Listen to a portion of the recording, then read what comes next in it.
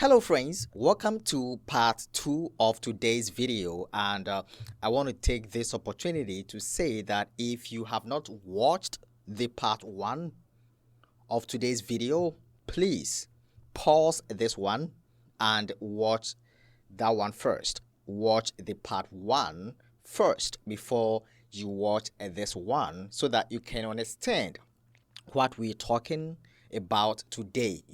You have to better understand it. So please, I'm begging you, watch the first one, and I have placed the link to the part 1 in the description and also in the chat. Okay, so please press on the link, watch the part 1 before you watch this video. And for those who have already watched the first one, this is the second video for you concerning the 6,000 year theory and date certain. We've already watched what Dr. Batchelor said.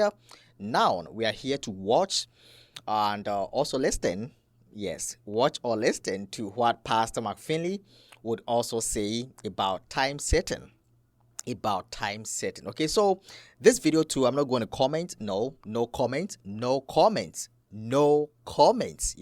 So I'll let the video play, and after we are done watching the video, make your own judgment or make your own decision, make your own conclusion on the subjects. All right, so thanks for watching.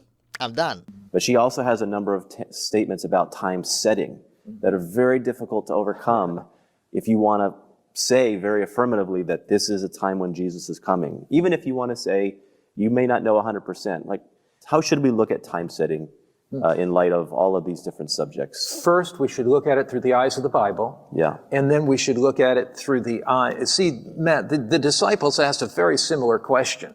Yeah. We want to know when Jesus is coming back. Exactly. I'm sick of being here. I know a lot of other people. Exactly. So I think we have this tendency to want to know. Yeah. People want to know secrets. They want to know, when Jesus is coming back. So it's like we have to really fight against this urge to not set time. Yeah. You are not so different than the disciples 2,000 years ago. I really struggle with it. I do. So let me read you a couple of texts, the balancing text. Okay. So Acts chapter 1, verse 6. Therefore, when they had come together, they asked him, saying, Lord, will you at this time restore the kingdom to Israel? They wanted to know time. Yeah. They said, Lord, you're the resurrected Lord. I know. Are you going to restore the Israel? What does Jesus say? He said to them, it's not for you to know the times or seasons which the Father has put in his own authority. But it's not for you to know the times or seasons. That's not your major role. But you shall receive power when the Holy Spirit has come upon you, and you shall be witnesses to me in Jerusalem, in all Judea, in Samaria, and to the ends of the earth. So the issue here, what Jesus is saying to the disciples, and I think he says it to us, you can know the general outline of the times, but the specific times and seasons you will not know. But what you can know is a heart experience with God, the outpouring of the Holy Spirit. So what we're seeking for today, Hosea 10:1 says, seek you the rain in the time of the latter rain. We are seeking the outpouring of the latter rain on our knees to give the final message, the loud cry. Revelation 18:1, I saw another angel come down from heaven, and the earth was lightened with his glory. Habakkuk 2:14, the knowledge of the Lord and the glory of the Lord will fill the earth. So we're seeking the outpouring of the Holy Spirit. We know the impending destruction of thousands of cities is going to come. We know, so we are burdened about those cities. Filled with the Spirit, we go in. Now, does that mean we're blind to the signs of the times? You balance Acts 1 out with 1 Thessalonians 5. Look, chapter 1. But concerning the times and seasons, brethren, you've no need that I should write to you. For you know perfectly that the day of the Lord comes as a thief in the night. Christ comes rapidly, quickly, unexpectedly, not secretly. When they say peace and safety, sudden destruction, you see the word safety there, it's the better translation is security. That's what people are looking for today, security. Secure our borders, secure our economy. They're saying peace and security. Sudden destruction comes upon them, as labor pains upon a pregnant woman. You, brethren, are not in darkness, so that that day should overtake you as a thief. You're sons of the light, and we're not of the night of the darkness. Why is it important, though, to know the signs? Next verse, therefore let's not sleep as others, but let's watch and be sober. Those that sleep, sleep at night. So what God is telling us is it's time to wake up. We live on the knife edge of eternity. Now, what does Ellen White specifically say about time setting? I think these statements, for me, are very difficult to get around. 1851, early writings, page 75. Time has not been a test since 1844, and it will never again be a test. The Lord has shown me that the message of the third angel must go, but it must not be hung on time.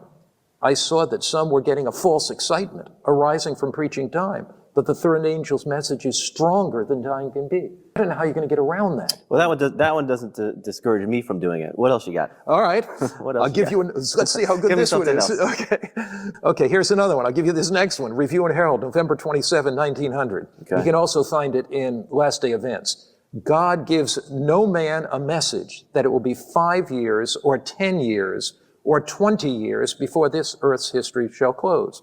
He would not give any living being an excuse for delaying the preparation for his appearing. He would have no one say, as did the unfaithful servant, my Lord delays his coming, for this leads to reckless neglect of the opportunities and privileges given to prepare us for that day.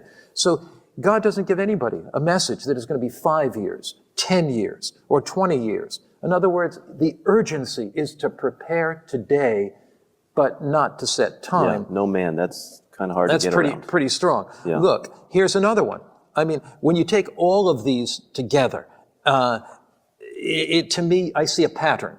1888, she says, some were led into the error of repeatedly fixing upon a definite time for the coming of Christ. The light which was now shining on the subject should have shown them that no prophetic period extends to the second advent, and the exact time of this advent is not foretold. And you can read statement after statement. Here's another one, Great Controversy 456. The repeated efforts to find new dates for the beginning and close of the prophetic periods, and the unsound reasoning necessary to sustain these positions, not only leads minds away from the present truth, but throws contempt upon all efforts to explain the prophecies. See, the problem with this is, I think there's a couple problems. I think people are looking at the wrong place. They're looking at time charts and dates rather than events that are to take place.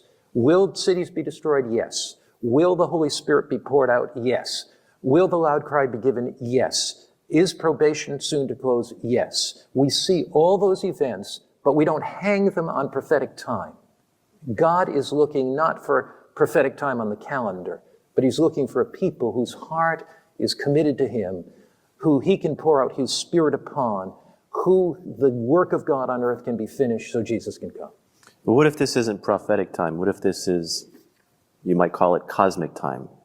What's cosmic time? Well, it's not a day for a year, it's a day for a day. A day for a day? Yeah, what if you want to calculate out all of these?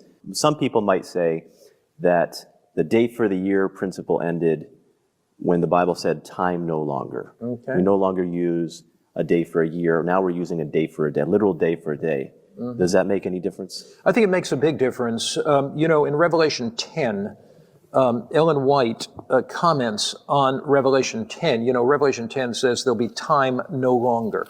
And when she comments on that in 7th volume of the Testimonies, page 971, she's commenting on Revelation chapter 10.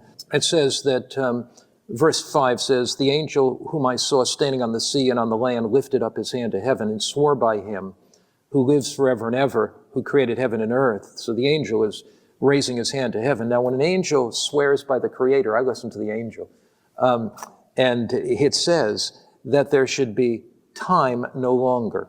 Now, the word for time there is chronos. And chronos means, we get the word chronology from that. So Bible chronology regarding time, all time, has run out in 1844. Now, Ellen White comments on that. He says, and this to me is so clear, the people of God will never again have a message based on a definite time. So this includes both prophetic time and literal time.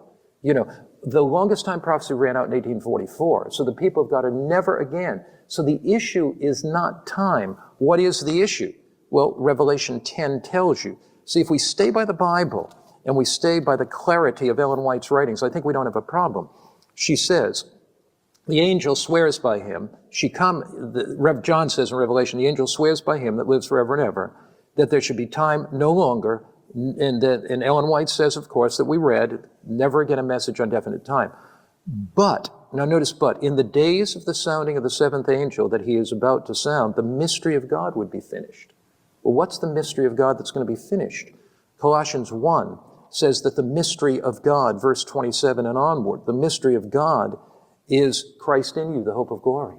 So God is finishing up his mystery. So after 1844, it's not these prophetic time, literal time. It's events that will happen that catapult God's people into preparation for his coming. Okay.